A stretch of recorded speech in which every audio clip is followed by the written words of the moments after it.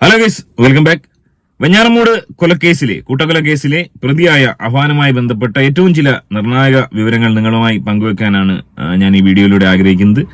കഴിഞ്ഞ വീഡിയോ ഒക്കെ ഞാൻ പറഞ്ഞ പോലെ, അതായത് പ്രധാനമായും സ്വാഭാവികമായി ഏതൊരു വ്യക്തിക്കും തോന്നുന്ന ചില സംശയങ്ങൾ, എങ്ങനെയാണ് ജയിലിനുള്ളിൽ വെച്ച് ഈ അഫാൻ എന്ന് പറയുന്ന ഈ ചെറുപ്പക്കാരൻ ആത്മഹത്യക്ക് ശ്രമിച്ചത്, ഇപ്പോൾ നിലവിൽ അഫാന്റെ അവസ്ഥയെക്കുറിച്ചുള്ള അപ്ഡേറ്റുകൾ എന്താണ് പുറത്തേക്ക് വരാത്തത്, അതായത് അഫാൻ മരണപ്പെട്ടു എന്നുള്ള രീതിയിലുള്ള വലിയ രീതിയിലുള്ള സംശയ മുനകൾ ഏറുമ്പോൾ എന്തുകൊണ്ടാണ് അഫാന്റെ ഒരു മെഡിക്കൽ അപ്ഡേറ്റിനെ പറ്റി ഒരു മെഡിക്കൽ ബുള്ളറ്റിൻ നൽകാൻ ഗവൺമെന്റ് തയ്യാറാകാത്തത്, അത് തന്നെ ഏറ്റവും വലിയ രീതിയിലുള്ള സംശയം ബലപ്പെടുന്ന ചില കാര്യങ്ങൾ തന്നെയാണ്.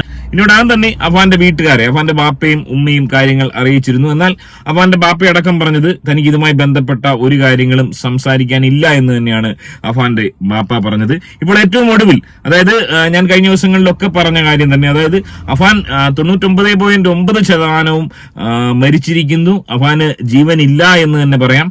ജീവച്ഛവമായ അഫാൻ വെന്റിലേറ്ററിൽ വെറുതെ കിടത്തിയിരിക്കുന്നു എന്ന് തന്നെയാണ് ഞാൻ മനസ്സിലാക്കുന്നത്. NICUലാണെന്നാണ് പറയുന്നത്. അഫാനെ രക്ഷിക്കാൻ വേണ്ടി വന്ന ആ ഒരു മഹാമനസ്കനായ, ഗവൺമെന്റ് വെച്ചുകൊടുത്തായിരിക്കാം, ആ ഒരു മഹാമനസ്കനായ വക്കീൽ സജു അദ്ദേഹം വെളിപ്പെടുത്തുന്ന ചില നിർണായക വെളിപ്പെടുത്തലുകൾ അത് നമുക്കൊന്ന് കാണാം. ഒപ്പം തന്നെ ഇപ്പോൾ നിലവിൽ എന്താണ് അഫാന്റെ അവസ്ഥ എന്നുകൂടി അറിയേണ്ടതുണ്ട്. സോ ആദ്യമായി നമ്മുടെ ചാനൽ കാണുന്നവർ തീർച്ചയായും വീഡിയോ ഒന്ന് ലൈക്ക് ചെയ്ത് ചാനൽ ഒന്ന് സബ്സ്ക്രൈബ് ചെയ്ത് കാണാൻ ശ്രമിക്കുക. കഴിഞ്ഞ മാസങ്ങളിൽ ഞാൻ പോയി കണ്ടിട്ടുണ്ട് അഫാനെ. അഫാനെ പോയി കണ്ട സമയത്ത് ഇയാൾ എന്നോട് വളരെ നേരം ഇന്ന് സംസാരിച്ചതിന് ശേഷം അയാൾ പറഞ്ഞത് ബെയിൽ എടുക്കണം, ജാമ്യാപേക്ഷ മൂവ് ചെയ്യണം എന്നൊക്കെയാണ് എന്നോട് പറഞ്ഞത്. അങ്ങനെ ഒരാള് സൂയിസൈഡ് അറ്റംപ്റ്റ് ചെയ്യുമെന്ന് ഞാൻ വിശ്വസിക്കുന്നില്ല. പിന്നീട് ഞാൻ ഈ സംഭവം അറിഞ്ഞ ശേഷം ഞാൻ മെഡിക്കൽ കോളേജ് ഹോസ്പിറ്റലിൽ ചെന്നു, തിരുവനന്തപുരം മെഡിക്കൽ കോളേജ് ഹോസ്പിറ്റൽ. അവിടെ ചെന്നപ്പോൾ എനിക്ക് ഹോസ്പിറ്റൽ അധികൃതര് കാണാനായിട്ട് അവർക്ക് പ്രശ്നങ്ങളൊന്നുമില്ലായിരുന്നു. പക്ഷേ ജയിൽ അധികൃതര് എന്നെ അവിടെ കാണാൻ സമ്മതിച്ചില്ല. അതായത് അഫാൻ എന്ന് പറയുന്ന ഈ ചെറുപ്പക്കാരൻ 99.9% മരണപ്പെട്ടിരിക്കുന്നു. അദ്ദേഹത്തെ ഇനി ഒരിക്കലും ജീവിതത്തിലേക്ക് മടക്കി കൊണ്ടുവരാൻ സാധ്യമല്ല. അഫാന് ഈ പറഞ്ഞ കണക്ക് നെക്കിന് ഇഞ്ചുറിയാണ്, 3ഓളം പൊട്ടലുകളുണ്ട്, അതിന്റെ സർജറി നടത്തുമെന്നൊക്കെയുള്ള കാര്യങ്ങൾ ഡോക്ടർമാർ പറഞ്ഞത്. എന്നാൽ പിന്നീട് അതിനെക്കുറിച്ച് അപ്ഡേറ്റ് ഒന്നുമില്ല. അഫാൻ ഏതെങ്കിലും തരത്തിലുള്ള ചികിത്സ കൊടുത്തതായും ഒരു ബുള്ളറ്റിൻ പുറത്തുവിട്ടിട്ടില്ല. അതുകൊണ്ട് തന്നെ ഏറെക്കുറെ പൂർണ്ണമായി മരിച്ച അഫാനെ കാണാൻ വക്കീലിനെ അനുവദിച്ചില്ല എന്ന് തന്നെയാണ് ഞാൻ മനസ്സിലാക്കുന്നത്.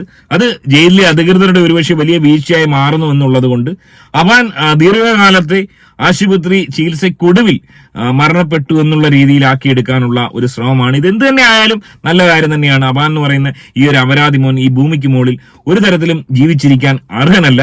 എന്നാൽ തന്നെയും അഫാൻ എങ്ങനെ ഈ ഒരു അവസ്ഥയിലേക്ക് എത്തി എന്നറിയാൻ ജനങ്ങൾക്ക് അതിയായ ആഗ്രഹമുണ്ടാവും. അതുകൊണ്ട് തന്നെ ഈ ഒരു സംഭവം, ഈ ഒരു ഇൻസിഡന്റ്, ജയിലിനുള്ളിൽ വെച്ചുണ്ടായ വലിയൊരു ആക്രമണം അഫാൻ എന്ന് പറയുന്ന ആ ഒരു വ്യക്തിയുടെ മേൽ തീർച്ചയായും വലിയ രീതിയിലുള്ള അമർഷം മറ്റുള്ള പ്രതികൾക്കടക്കം ഉണ്ടാവാം. സോ അത്തരത്തിൽ ഒരു അമർഷത്തിന്റെ പേരിൽ അഫാനെ ആക്രമിച്ചതാവാനുള്ള എല്ലാ സാധ്യതയും 99% കാണുന്നുണ്ട് എന്നുള്ളതാണ് വാസ്തവം. അഫാനോട് ഏറ്റവും ഒടുവിലായി വക്കീലിനോട് പറഞ്ഞത് തനിക്ക് പുറത്തിറങ്ങണം, തനിക്ക് ജാമ്യം ലഭിച്ച് പുറത്തിറങ്ങിയിട്ട് മറ്റു ചില കാര്യങ്ങൾ ചെയ്തു തീർക്കാനുണ്ടെന്നാണ് അഫാൻ പറഞ്ഞത്. ഞാനിപ്പോഴും സംശയിക്കുന്നത് അഫാൻ അന്ന് പറഞ്ഞത് 2 പേരെ കൂടി ടാർഗറ്റ് ചെയ്തിരുന്നു. ഈ ഒരു അപരാധി മോന്റെ പേര് പറഞ്ഞ് ചിലരെങ്കിലും ഇപ്പൊ കണ്ണീരൊഴിക്കുന്നുണ്ട്. അവർ മനസ്സിലാക്കാൻ, ഇവർ പുറത്തിറങ്ങി കഴിഞ്ഞാൽ ഒന്നെങ്കിൽ ഈ ഉമ്മയെന്ന് പറയുന്ന സ്ത്രീയെ 100% കൊല്ലും ഇവന് ജാമ്യം ലഭിക്കുകയാണെങ്കിൽ. ഉമ്മ അതിന് അർഹയാണ്. ഉമ്മയാണ് ആദ്യം മരണപ്പെടേണ്ടത്. പക്ഷെ അൺഫോർച്ചുനേറ്റ്ലി ഉമ്മ രക്ഷപ്പെട്ടു. ഒരുപക്ഷെ ഉമ്മ രക്ഷപ്പെട്ടതിലുള്ള വലിയ അമർഷം അഫാന് ഉണ്ടായിരിക്കാം. അഫാൻ ഈ ആളുകളെ കൊന്നതിലല്ല കുറ്റബോധം, തന്റെ ആ ഒരു അറ്റംപ്റ്റിൽ ഒരാൾ രക്ഷപ്പെട്ടു എന്നുള്ളത് അഫാനെ നിരന്തരമായി വേട്ടയാടിക്കൊണ്ടിരിക്കുന്നു എന്ന് തന്നെയാണ് ഞാൻ മനസ്സിലാക്കുന്നത്. അതിലുള്ള ഒരു കുറ്റബോധം, അതായത് തന്റെ ഓപ്പറേഷൻ പൂർണ്ണമായി സക്സസ് ആക്കാൻ ഈ ഒരു കൊടും കുറ്റവാളിക്ക് സാധിച്ചില്ല എന്നുള്ളൊരു കുറ്റബോധം ഇപ്പോഴും അഫാനെ വേട്ടയാടുന്നു. അതുകൊണ്ട് തന്നെ തനിക്ക് ജാമ്യം ലഭിക്കുകയാണെങ്കിൽ ഒന്നുകിൽ ഉമ്മ അല്ലെങ്കിൽ ഉപ്പ എന്ന സ്ഥലത്തില്ലായിരുന്നു, ഇപ്പോൾ ഉപ്പ സ്ഥലത്തുണ്ട്, ഉപ്പയും വകവരുത്തി, അതുമല്ലെങ്കിൽ ഫർസാനയുമായി ബന്ധപ്പെട്ട ആരെങ്കിലും, അല്ലെങ്കിൽ അഫാന്റെ ടാർഗറ്റിലുള്ള മറ്റാരെങ്കിലും, ആരാണെന്ന് നമുക്കറിയില്ല, അത്തരത്തിൽ ഒരാളെ വകവരുത്തി തന്റെ ആഗമന ഉദ്ദേശം പൂർണ്ണമായി നടപ്പിലാക്കാൻ ഒരുപക്ഷെ അഫാൻ ആഗ്രഹിച്ചിരുന്നിരിക്കാം. അതുകൊണ്ട് തന്നെ ആയിരിക്കാം ജാമ്യം വേണമെന്നുള്ള ഒരു വലിയ ആഗ്രഹം അഫാൻ പ്രകടിപ്പിച്ചു. ഈ കേസിനകത്ത് ഇയാള് ഒരു കാരണവശാലും ആത്മഹത്യ ചെയ്യുമെന്ന് ഞാൻ പ്രതീക്ഷിക്കുന്നില്ല. അതിനുള്ള ഒരു ആത്മധൈര്യം ഉള്ള ഒരാളായിട്ട് അഫാനെ ഞാൻ കാണുന്നതുമില്ല. അഫാനെ ഞാൻ ലാസ്റ്റ് കണ്ടത് കഴിഞ്ഞ മാസം 8-ാം തീയതി. ആ സമയത്ത് ഇയാൾ എന്നോട് പറഞ്ഞത്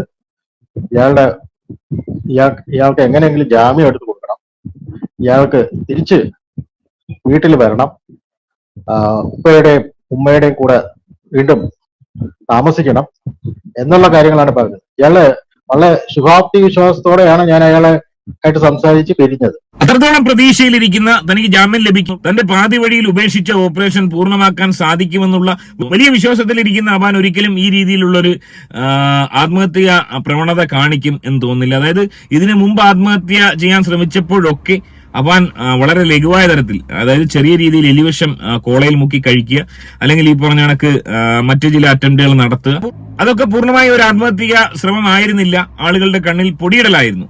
അതുകൊണ്ട് തന്നെ അവാൻ ഇത്തരമൊരു, അതായത് ഈ രീതിയിൽ ശുഭാപ്തി വിശ്വാസവുമായിരിക്കുന്ന പലവിധ ലക്ഷ്യങ്ങൾ ഇപ്പോഴും പേറുന്ന അവാൻ അത്തരത്തിലൊരു അറ്റംപ്റ്റിന് ശ്രമിക്കുമെന്ന് 100% തോന്നുന്നില്ല. ഒരു തൂങ്ങി മരണത്തിന് നമ്മൾ ഏതെങ്കിലും ഒരു സ്റ്റൂളോ അല്ലെങ്കിൽ ഒരു മേശയോ എന്തെങ്കിലും ഒരു സാധനത്തിന് മുകളിൽ ചവിട്ടി കയറിയിട്ട് അതിന് മുകളിൽ നിന്നാണ് കുരുക്കിട്ടിട്ടാണ് താഴോട്ട് ചാടുന്നത്. പക്ഷെ അങ്ങനെ ഒരു ചവിട്ടി കയറാൻ ഒരു സാധനം ജയിലിനകത്ത് അവൈലബിൾ അല്ല എന്റെ അനുമാനത്തിൽ. അത് കൂടാതെ ഇയാൾ എവിടെ നിന്ന് കുരുക്കിട്ടു? ഈ ലുങ്കി അവിടെ മുകളിൽ കുരുക്കിട്ടിട്ട് ചാടിയപ്പോൾ അതിന് എന്ത് നീളമുണ്ട്? ഈ പോലീസ് പറയുന്ന അനുസരിച്ചാണെങ്കിൽ അതൊരു എന്താണ്, ഒരു കാല് നിലത്ത് മുട്ടിയ നിലയിലായിരുന്നു എന്നൊക്കെയാണ് പറയപ്പെടുന്നത്. അപ്പോ അതൊരു പാർഷ്യൽ ഹാങ്ങിങ് ആണ്. അതിന് ഉള്ള സാധ്യതയും ഞാൻ കാണുന്നില്ല. തുടക്കം മുതൽ തന്നെ പൊതുവെ ഉണ്ടായിരുന്ന ഒരു സംശയമായിരുന്നു ഇത്. അതായത് എങ്ങനെയാണ് ഈ ഒരു ചെറിയ ബാത്റൂം അഫാൻ ജനലിൽ കുരുക്കിട്ട് തൂങ്ങി മരിക്കാൻ ശ്രമിച്ചത് എങ്ങനെയാണെന്നുള്ളത് വലിയ സംശയത്തിന് ഇട നൽകുന്നതായിരുന്നു. അതായത് സിനിമ കാണാൻ ഇറങ്ങിയ അഫാൻ മൂത്രശങ്കയെ തുടർന്ന് പോവുകയും ആ സമയത്ത് അഫാനെ പരിശോധിക്കാനും, അതായത് ഇത്രയും വലിയ കൊടും കുറ്റവാളിയായ ഒരാളെ പരിശോധിക്കാൻ ഒരാളില്ലാതെ വരുന്നു. ആ ടൈം മുതലെടുത്ത് അഫാൻ ബാത്റൂമിൽ കയറുന്നു. അവിടെ വെച്ച് ഈ പറഞ്ഞ മുണ്ട് കരസ്ഥമാക്കുന്നു. മുണ്ട് കരസ്ഥമാക്കിയതിനു ശേഷം കുരുക്കിട്ട് അവിടെ ഇരിക്കുന്നു.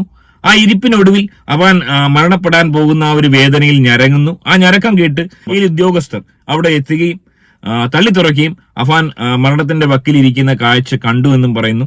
എന്നാൽ മറ്റു ജയിൽ പുള്ളികൾ ആരും ഇതൊന്നും കണ്ടില്ല എന്നുള്ളതും ഏറെ അതിശയിപ്പിക്കുന്ന കാര്യം തന്നെയാണ്. അതുപോലെ തന്നെ അഫാൻ നടത്തിയ ഈ ഒരു അറ്റംപ്റ്റ് വളരെ അസ്വാഭാവികം തന്നെയാണ്. അഫാന്റെ തലയിലുള്ള മുറിവുകൾ, അതായത് ഓക്സിജൻ ലഭിക്കാതെ അഫാന്റെ തലയിൽ മുറിവുണ്ടായെന്ന് പറയുന്നു. എന്നാൽ അഫാന്റെ തലയ്ക്ക് ക്ഷതമുണ്ട്. അതുപോലെ തന്നെ കഴുത്ത് നന്നായി ഒടിഞ്ഞിരിക്കുന്നു. അവൻ മറിഞ്ഞു വീണില്ല എന്നും പറയുന്നു. തൂങ്ങി മരിക്കാൻ ശ്രമിച്ച ഒരു വ്യക്തിയുടെ കഴുത്ത് ഇത്ര മാത്രം ഒടിയാനുള്ള സാധ്യതയുണ്ടോ? കഴുത്ത് ഒടിഞ്ഞു തൂങ്ങിയിരിക്കുന്നു എന്നാണ് പറയുന്നത്. അതുപോലെ തന്നെ അവന് നട്ടലിനും പരിക്ക് പറ്റിയെന്നും പറയുന്നു. അവൻ മറിഞ്ഞു വീണില്ല എന്നും ഏറ്റവും ഒടുവിലായി ജയിൽ അധികൃതർ പറയുന്നു. തൂങ്ങിയിരിക്കുകയായിരുന്നു എന്നും പറയുന്നു. അതുകൊണ്ട് തന്നെ അത് വലിയ രീതിയിലുള്ള ഒരു അസ്വാഭാവികതയായി കണക്കാക്കേണ്ടി വരും. മാത്രമല്ല, ഞാൻ അഫാനെ പോയി കണ്ടു, മെഡിക്കൽ കോളേജിൽ പോയി കണ്ടിരുന്നു. അഫാന്റെ കഴുത്തിന് ഒരു ഒടിവുള്ളത് പോലാണ്, തല തിരിച്ചു വെച്ചിരിക്കുകയാണ്. കൂടാതെ ഇയാളുടെ കണ്ണ് മുകളിലേക്ക് പോയി, പകുതി തുറന്നിട്ടുള്ള കണ്ണുകൾ. അതിനകത്ത് വെള്ള കൃഷ്ണമണിയില്ല, വെള്ള കണ്ണിലെ ആ വെള്ള നിറം ഉണ്ടല്ലോ, അതാണ് കാണാൻ കഴിയുന്നത്. ഈ കാര്യങ്ങളൊക്കെ സജസ്റ്റ് ചെയ്തത് അതൊരു സ്ട്രാങ്കുലേഷൻ സംഭവിച്ചതായിട്ടാണ് ഞാൻ സംശയിക്കുന്നത്. അതൊരു ഹാങ്ങിങ് ആയിട്ട് ഞാൻ കാണുന്നില്ല. അഫാന്റെ മെഡിക്കൽ കോളേജിലെ അവസ്ഥയെക്കുറിച്ച് മൂന്നാമതൊരാൾ പറയുന്നത് ഇപ്പോഴാണ് നമ്മൾക്ക് കേൾക്കാൻ സാധിച്ചത്. ഈ ഒരു വിവരം നേരത്തെ നമ്മൾ പങ്കുവച്ചിരുന്നു. അതായത് അഫാന്റെ കണ്ണ് മേളിലോട്ട് പോയി, കൃഷ്ണമണി മേളിലോട്ട് പോയി, ഏതാണ്ട് മരണപ്പെട്ട ഒരാൾ കിടക്കുന്ന ഒരു അവസ്ഥയിലാണ്. അഫാന് ജീവനുണ്ടോ ഇല്ലയോ എന്ന് പോലും ഡോക്ടർമാർ പറയുമ്പോഴാണ് നമുക്ക് മനസ്സിലാക്കാൻ സാധിക്കുക. ഈ വക്കീലിന് ഒരു പക്ഷേ കുറച്ച് ദൂരെ നിന്ന് അഫാനെ കാണാൻ സാധിക്കും, NICUവിലാണ്. അതുകൊണ്ട് തന്നെ അഫാൻ നിലവിൽ വെന്റിലേറ്ററിൽ കിടക്കുന്നത് ഏതെങ്കിലും തരത്തിലുള്ള ഹോപ്പ് നൽകുന്നതാണോ എന്ന് ചോദിച്ചു കഴിഞ്ഞാൽ അല്ല. അഫാൻ ഏതാണ്ട് 99.9% ലോകത്തോട് വിട പറഞ്ഞിരിക്കുന്നു. വെന്റിലേറ്ററിൽ നിന്ന് മാറ്റുകയാണെങ്കിൽ അഫാൻ പൂർണ്ണമായും ആ നിമിഷം നമ്മുടെ ലോകത്തോട് വിട പറയുമെന്ന് തന്നെയാണ് ഈ ഒരു വക്കീലിന്റെ സ്റ്റേറ്റ്മെന്റ് വെച്ച് മനസ്സിലാക്കാൻ സാധിക്കുന്നത്. ഒരുപക്ഷെ കഴിഞ്ഞ ദിവസങ്ങളിലൊക്കെ ഞാൻ പറഞ്ഞിരുന്നു, അഫാനെ ജയിലിലെ അധികൃതർ അവിടെ ഒരു ജോലിയെ ബാധിക്കുന്ന കാര്യമായതുകൊണ്ട് എന്ത് വില കൊടുത്തും ഒരുപക്ഷെ ജീവിതത്തിലേക്ക് മടക്കി കൊണ്ടുവരുമെന്ന് പറഞ്ഞിരുന്നു. എന്നാൽ അതിനൊന്നും നിലവിൽ സാധ്യത ഇല്ല എന്ന് തന്നെയാണ് മനസ്സിലാക്കാൻ സാധിക്കുന്നത്. എന്ത് തന്നെയായാലും അത് വളരെ നല്ല കാര്യം തന്നെയാണ്. ഫർസാനയെ പോലുള്ള ഒരു കൊച്ചുമകളെ, ഒരു കുടുംബത്തിന്റെ ഏക പ്രതീക്ഷയായിരുന്ന ഒരു മകളെ ഒരു കാരണവുമില്ലാതെ ഇല്ലാതാക്കിയ, സ്വന്തം കുടുംബത്തെ ഈ രീതിയിലാക്കിയ അഫാൻ ഇനിയും പുറത്തിറങ്ങിക്കഴിഞ്ഞാൽ രണ്ടുപേരെയും കൂടെ ഇല്ലാതാക്കണമെന്ന് ആഗ്രഹിക്കുന്ന അഫാൻ എന്തുകൊണ്ടും ഈ രീതിയിൽ മരണപ്പെടുകയാണെങ്കിൽ അത് ഏറ്റവും മഹത്തായ കാര്യം തന്നെയാണെന്നാണ് പറയാൻ ഞാൻ ആഗ്രഹിക്കുന്നത്. എനിവേ വരും ദിവസങ്ങളിൽ ഒരുപക്ഷെ വെന്റിലേറ്റർ മാറ്റുകയാണെങ്കിൽ അഫാൻ ഈ ലോകത്തോട് വിട പറഞ്ഞു എന്നുള്ളൊരു ന്യൂസ് ജനങ്ങളിലേക്ക് എത്തിക്കാനായിരിക്കാം, അഫാൻ ട്രീറ്റ്മെന്റിന് ശേഷം ഈ ലോകത്തോട് വിട പറഞ്ഞു എന്ന് പറയാനായിരിക്കാം ഒരുപക്ഷെ ജയിൽ അധികൃതരും അധികാരികളും ശ്രമിക്കുക. അതിനെ നമുക്ക് കാത്തിരിക്കാം. ഈ വിഷയത്തിൽ നിങ്ങളുടെ അഭിപ്രായം കമന്റായി രേഖപ്പെടുത്തുക. മറ്റൊരു വീഡിയോ ആയിട്ട് കാണാം. അതുമായി കാണുന്നവർ ചാനൽ ഒന്ന് സബ്സ്ക്രൈബ് ചെയ്തിട്ട് കാണുക.